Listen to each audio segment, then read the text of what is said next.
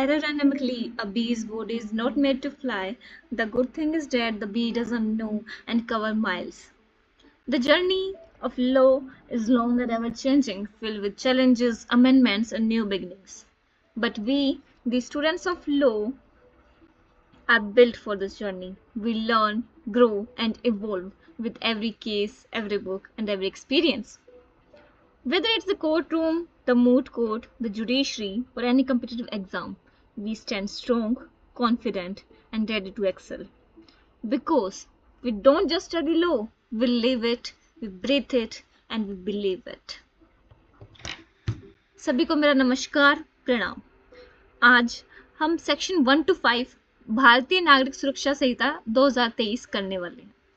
अगर हम इस संहिता की स्कीम देखें तो इसमें 531 सेक्शंस हैं, 39 चैप्टर्स हैं, 2 स्केड्यूल हैं और ये हमारी कंकरेंट लिस्ट में कॉन्स्टिट्यूशन में आती है।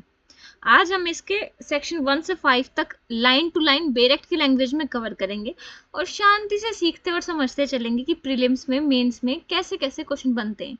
ज़्यादातर आज प्रीलिम्स के क्वेश्चन इसमें से डिस्कस करेंगे और धीरे धीरे इस सीरीज को हम पूरा करेंगे। So let's start. First is short title, extend and commencement. Section 1 हमें बताता है कि इसका टाइटल, शॉर्ट टाइटल क्या है, तो हम इस मतलब नाम क्या है इसका, तो हम इसे भारतीय नागरिक सुरक्षा संहिता 2023 के नाम से जानते हैं। सेक्शन 1 का सबसेक्शन 2 हमें बताता है कि इसका एक्सटेंट कहाँ है, ये कहाँ तक अप्लाई होता है। तो अब पहले जितनी बात बोल रही हूँ उतना सुनना। इस संहिता के जो प्रोविजन है, सभी प्रोविजन अदर देन दोज, उन्हें छोड़कर जो चैप्टर 9, 11 एंड 12 से संबंधित है उनको छोड़ के, अब रुको पहले ये तो जान लो 9, 11, 12 में है क्या। 9 हमारा चैप्टर है security for keeping the peace and for good behaviour. हमारा 11 है maintenance of public order and tranquillity. हमारा 12 है preventive action of the police. अच्छा, अब हमें पता चल गया इस संहिता के प्रोविजन 9, 11 और 12 को छोड़ के कहाँ नहीं अप्लाई होंगे, नागालैंड पे और ट्राइबल एरियाज पे अप्लाई नहीं होंगे। 9 और 11 और 12 लागू करने का मेन रीजन यही था कि एट द लास्ट हमारी मेन चीज है कि वहां पे शांति स्थापित रहे। इतनी पावर तो एटलीस्ट लॉ सिस्टम के पास होनी चाहिए कि वहां पर कुछ हमारे पास इतनी पावर हो कि शांति बनाई रखी जा सके, डिसिप्लिन कह लो बनाया जाके रख सके। अच्छा, अब हमने ये नॉर्मल बात कह दी, बट हम इसके बाद क्या बोलते हैं कि जो कंसर्न स्टेट गवर्नमेंट है, जैसे नागालैंड की है या जहाँ जहाँ ट्राइबल एरियाज हमारे हैं, मिजोरम हो गया और भी कई जगह, ज़्यादातर ईस्ट इंडिया में, छत्तीसगढ़ वगैरह में भी होते हैं वैसे तो, बट आगे हम पूरी बात समझने की कोशिश करेंगे। तो जो ट्राइबल एरियाज में है, नागालैंड और ट्राइबल एरियाज में, वहाँ की जो स्टेट गवर्नमेंट है, कंसर्न स्टेट गवर्नमेंट है, वो नोटिफिकेशन के थ्रू, नोटिफिकेशन कहाँ, जो भी हमारा ऑफिशियल गजट में आता है, अप्लाई कर सकते हैं इन प्रोविजंस को। सभी को भी कर सकते हैं या उनमें से कुछ को भी कर सकते हैं, पूरे स्टेट पे भी कर सकते हैं और उसके कुछ कुछ पार्ट पे भी कर सकते हैं, नागालैंड के और ट्राइबल एरियाज के, विद सच सप्लीमेंटल, इंसिडेंटल और कंसिक्वेंशियल मॉडिफिकेशंस। अच्छा, मॉडिफिकेशन तो हमें पता चल गया भाई, कुछ ना कुछ चेंज किया है, कुछ बदलाव करा है। अब ये 3 टर्म यूज कर दिया हमारे साथ, सप्लीमेंटल, इंसिडेंटल, कंसिक्वेंशियल। इनका क्या मतलब है? सप्लीमेंटल का मतलब तो होता है जैसे कंप्लीट करना या फिर कुछ एडिशन करना किसी डॉक्यूमेंट में। फॉर एग्जांपल कोई संहिता है, उसमें हमें लगता है कि कुछ और चीज़ ऐड करनी चाहिए, जैसे 531 हम 532 कर दे, कुछ और ऐड कर दे, कहीं पर भी कर दे, ठीक है। इंसिडेंटल क्या होता है कि सबऑर्डिनेट और सेकेंडरी इन इंपॉर्टेंस और पोजीशन, जैसे हम कुछ ऐसी सिचुएशन ऐड कर लें कि फर्स्ट ऐसा हुआ तो ऐसा ये वाली चीज़ अप्लाई करेंगे, और अगर इसकी सिचुएशन नहीं बनती तो हम सेकेंड वाली सिचुएशन को अप्लाई कर देंगे। इस तरह से इंसिडेंटल हमारा मॉडिफिकेशन होती है। कंसिक्वेंशियल क्या होता है, कुछ करी, उनके रिजल्ट में जो हमारी हुई उसे कंसिक्वेंशियल मॉडिफिकेशन कहेंगे। सिंपल सरल भाषा में, शांति स्थापित रखने के लिए वहाँ की स्टेट गवर्नमेंट को कुछ वहाँ की लोकल कंडीशंस को देखते हुए कुछ एडिशन करने की जरूरत पड़ी तो वो कर सकते हैं। कुछ रूल है जो बहुत ज़्यादा रिजिड है वहाँ के लिए, तो उसको थोड़ा स्मूथ कर सकते हैं, थोड़ा ठीक है, सॉफ्ट कर सकते हैं। अच्छा, अब एक्सप्लेनेशन सुनो। ट्राइबल एरियाज में बोल रही थी, तो कौन कौन से ट्राइबल एरियाज इंक्लूड है?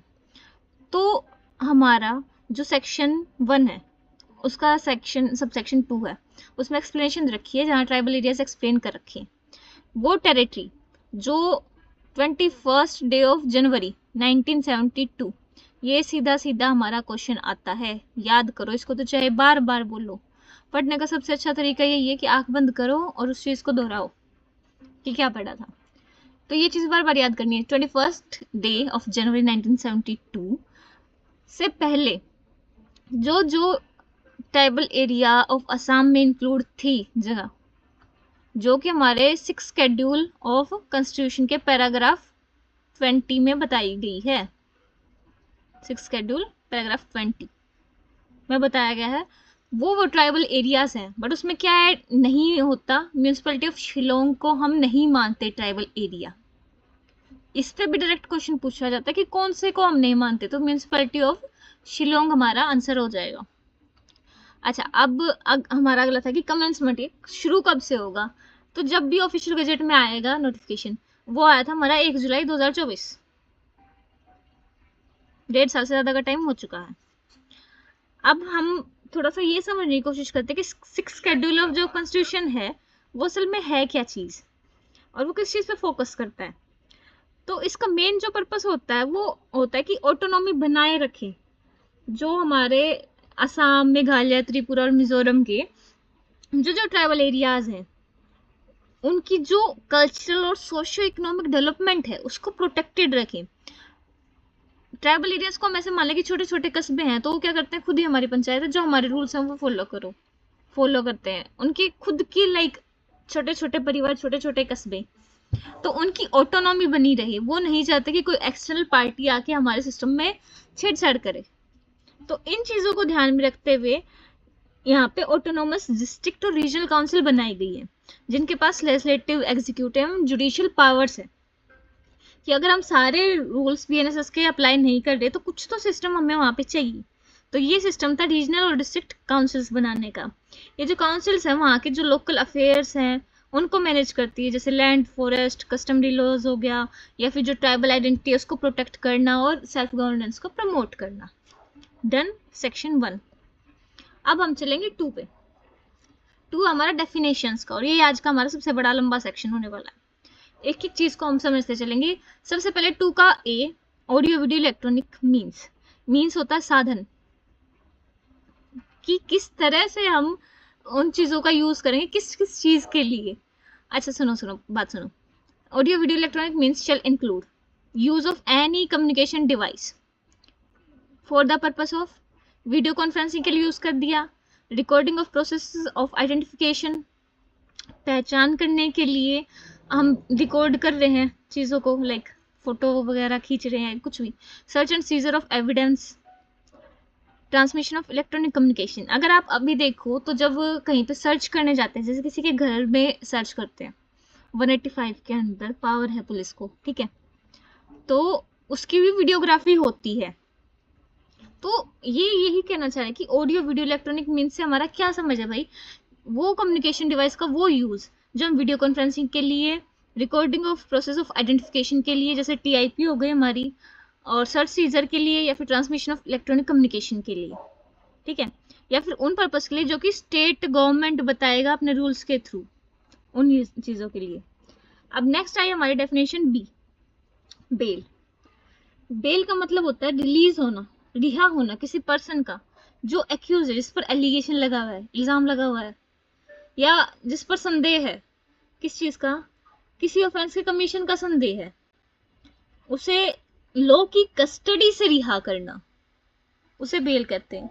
अपॉन सर्टेन कंडीशंस, कुछ शर्त लगाने के बाद। शर्त कौन लगाएगा, कोई भी ऑफिसर या कोर्ट, जनरली पुलिस ऑफिसर और कोर्ट लगाती है। कब लगाती है शर्त, उनसे एक बॉन्ड या बेल बॉन्ड साइन कराया जाता है, उस बॉन्ड या बेल बॉन्ड में शर्तें लिखी गई होती हैं, उस पे साइन करने के बाद ही उस पर्सन को रिलीज किया जाता है लॉ की कस्टडी से। अच्छा, बेलेबल ऑफेंस क्या है। बेलेबल ऑफेंस जो ऑफेंस हमारे first schedule of BNSS, first का है हमारा शेड्यूल, ये रहा, फर्स्ट शेड्यूल में दे रखे हैं, बेलेबल दे रखे हैं, वो होते हैं बेलेबल। जो उसमें नॉन बेलेबल है वो नॉन बेलेबल, ठीक है। अच्छा, बेल बॉन्ड, बेल बॉन्ड का मतलब होता है एक undertaking for release with surety. अच्छा अब सुनो सुनो, अंडरटेकिंग फॉर रिलीज तो आ गया हमें समझ में कि जो पर्सन था सस्पेक्टेड था, जिसपे एक्यूज था किसी ऑफेंस के कमीशन पे, उससे लिखवा के ले लिया। अच्छा विद श्योरिटी का मतलब क्या हुआ भाई? विद श्योरिटी मतलब हमें कोई दूसरा पर्सन भी चाहिए जो हमारी जिम्मेदारी ले कि ये जो शर्तें हैं इनको फुलफिल करेगा। ऐसा नहीं है कि शर्त है कि ये घर छोड़ के नहीं जाना और ये भाग जाएगा, तो उस चीज़ की कोई पर्सन जिम्मेदारी लेता है। श्योरिटी लाइक पैसे भी भरवाए जा सकते हैं कि अगर जिम्मेदारी हम मतलब ऐसे होता है कि उस पर्सन की जिम्मेदारी हो जाती है, दूसरा पर्सन उन कंडीशंस को फॉलो करेगा। अच्छा बॉन्ड क्या होता है? खाली bond, not bail bond, 2E में बॉन्ड दे रखा है, वो होता है पर्सनल बॉन्ड या फिर undertaking for release without shoot. इसमें क्या है कि जो पर्सन है जो एक्यूज है उसको खुद ही अपनी श्योरिटी लेता है, वो कोई और एज अ पर्सन कोई पर्सन श्योरिटी की जरूरत नहीं पड़ती। अच्छा उसके बाद बारी आई हमारे पास चार्ज। चार्ज की इन्होंने क्या डेफिनेशन दी कि any head of charge when charge contains more head than one.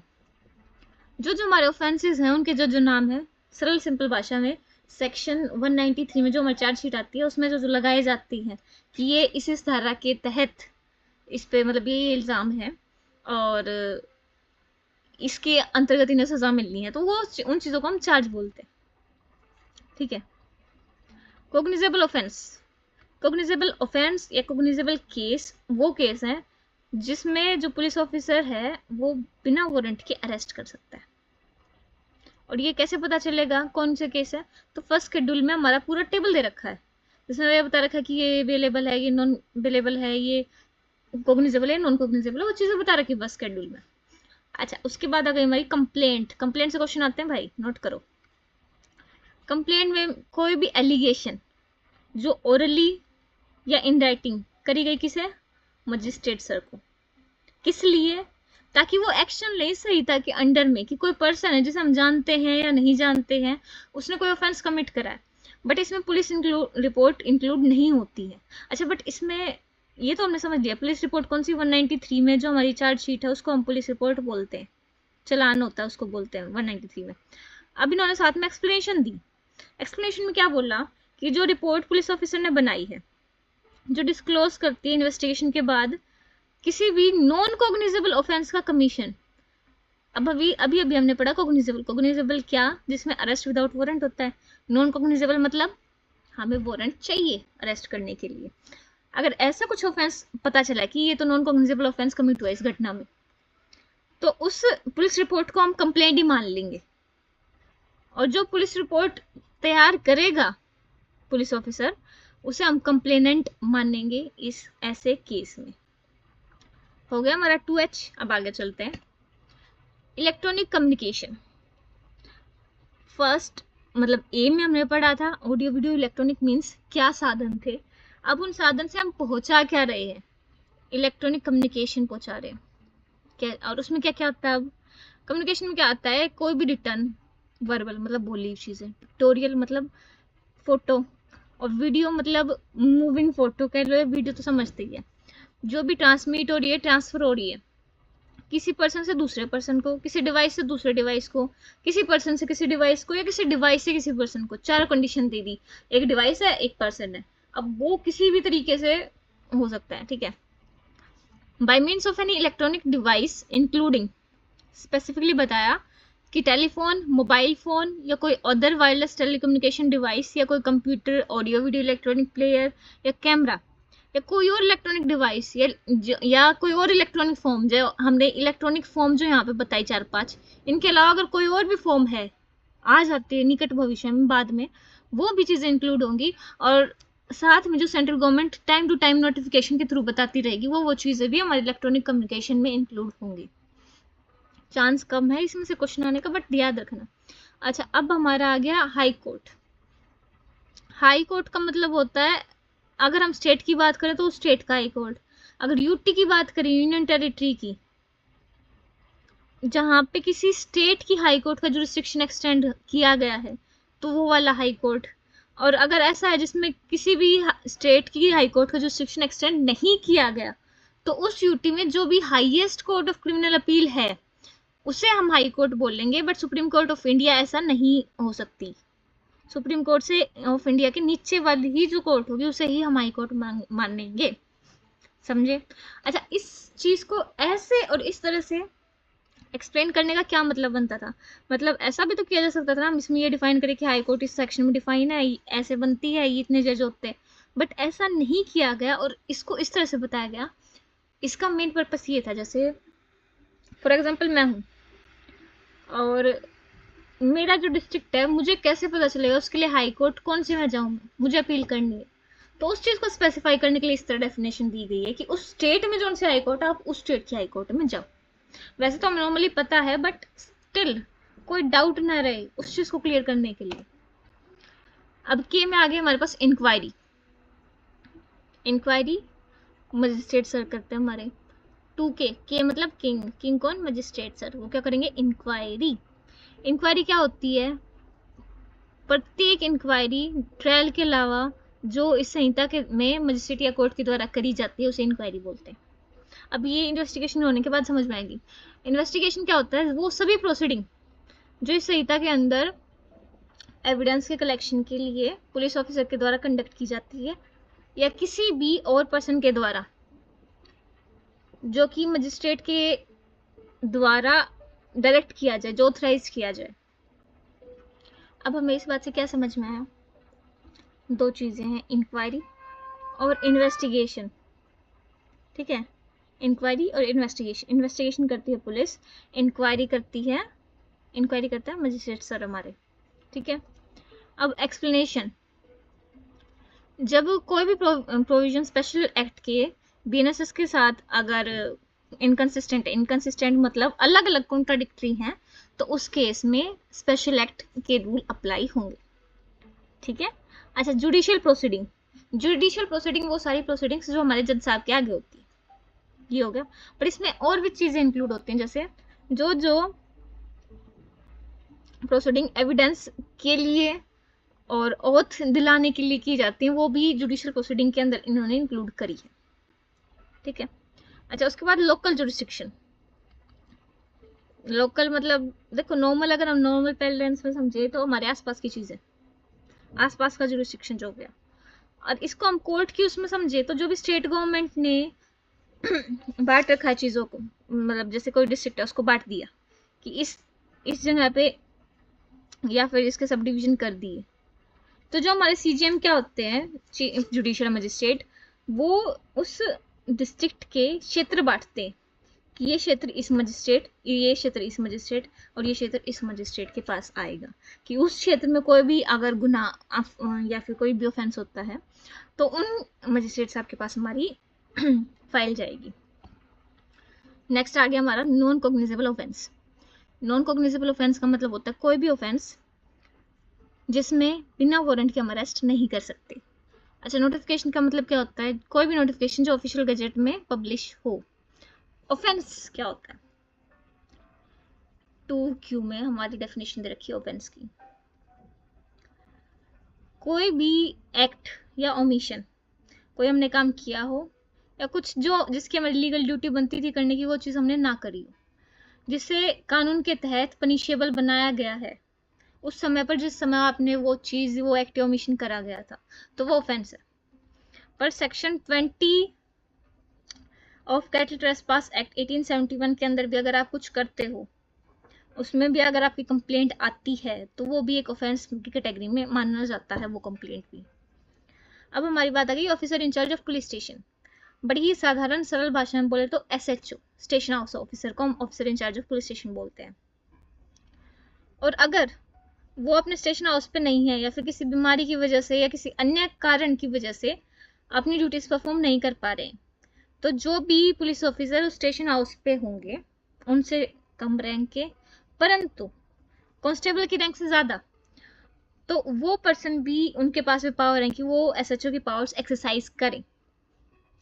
हालांकि जो स्टेट गवर्नमेंट है उनके हर एक के अलग अलग रूल्स हैं, वो इन चीज़ों में फॉलो किए जाएंगे, साधारणतः ये सिचुएशन रहेगी। पर ये यदि कोई कानून स्टेट गवर्नमेंट ने बना रखा है, प्रोटोकॉल बना रखा है, तो प्रोटोकॉल फॉलो किया जाएगा। अब बारी आती है हमारी 2S, प्लेस। इसमें से भी हमारे पास क्वेश्चन बहुत सारे देखने को मिलते हैं। कई बार देखने को मिलते हैं। मतलब place includes house, building, tent, vehicle, vessel. ये 5 चीज याद रखनी कि प्लेस में हाउस भी आता है, बिल्डिंग भी आती है, टेंट भी आती है, व्हीकल भी आता है और वेसल भी आता है, राइट। अब नेक्स्ट आ गई हमारी पुलिस रिपोर्ट। पुलिस रिपोर्ट साधारण सरल भाषा में बोले चालान, चार्जशीट। सेक्शन 193 सब सेक्शन 3 में एक्सप्लेन की गई है। जो मतलब उसमें जो रिपोर्ट मजिस्ट्रेट साहब को पुलिस फॉरवर्ड करती है वो होती है पुलिस रिपोर्ट। पुलिस स्टेशन, जो भी स्टेट गवर्नमेंट किसी पोस्ट और प्लेस को पुलिस स्टेशन डिक्लेयर कर दे, जनरली या स्पेशली, तो वो जगह पुलिस स्टेशन आती है, ठीक है।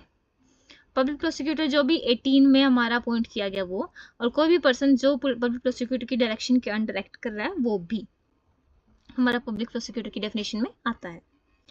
सब डिवीजन क्या होते हैं? ये जो डिवीजन करने का काम है ये हमारा स्टेट गवर्नमेंट का होता है कि वो कैसे डिस्ट्रिक्ट बांटती है, कैसे सब डिवीजन बांटती है, कैसे फिर सब डिवीजन बांटती है। अब हम बात करेंगे सम्मन केस की और वारंट केस की। सम्मन केस क्या होता है कि जिसमें भी 2 साल से कम की सजा दी गई है, जिन केसेस में, जिन ऑफेंस में, तो वो तो होते सम्मन केस जिसमें 2 साल से ज्यादा, लाइफ इम्प्रिजनमेंट या फिर डेथ, ये सारी चीजें हैं, वो वारंट केस। अब बात आएगी हमारी विक्टिम की। विक्टिम पे भी क्वेश्चन आते हैं। विक्टिम कौन होता है? एक व्यक्ति जिसके साथ कोई लॉस हुआ हो या उसकी कोई इंजरी हुई हो। अब इंजरी में क्या याद रखना, में BM R और P, बॉडी, माइंड, रेपुटेशन और प्रॉपर्टी।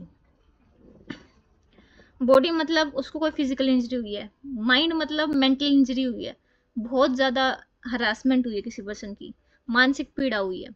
रेपुटेशन का मतलब होता है उसकी जो सम्मान था उसमें कमी आई है, जैसे डिफेमेशन कर दी गई है। या फिर प्रॉपर्टी, उसकी जो कोई प्रॉपर्टी है उसको या चोरी हो गई, उसका मिसअप्रोप्रिएशन हो गया या उसको डैमेज हो गया, तो ये सारी इंजरी में आती है। किस वजह से हुआ? जो एक्यूज पर्सन है उसके एक्ट या ओमिशन की वजह से। अच्छा, अब ये पर्सन तो पता चल गया भाई जिसका इतना इतना नुकसान हुआ है, ठीक है। पर इसमें जो पर्सन है जिसका नुकसान हुआ उसका गार्डियन और उसका लीगल हेयर भी आता है। गार्डियन यूजुअली जब माइनर हो या फिर लाइक अनसाउंड माइंड हो, इन तरह की चीजों में गार्डियन, और उसके बाद उनका लीगल हेयर भी आते हैं। अब सेक्शन 2 पे पहुंच गया। ये कहता है कि जो जो वर्ड्स और एक्सप्रेशन भारतीय नागरिक संहिता में यूज करे गए हैं बट एक्सप्लेन नहीं करे गए, परंतु IT एक्ट में और भारतीय न्याय संहिता में एक्सप्लेन कर रखे, तो उनके सेम मतलब यहाँ पे असाइन हो जाएंगे। नेक्स्ट हमारा कंस्ट्रक्शन ऑफ रेफरेंसेस।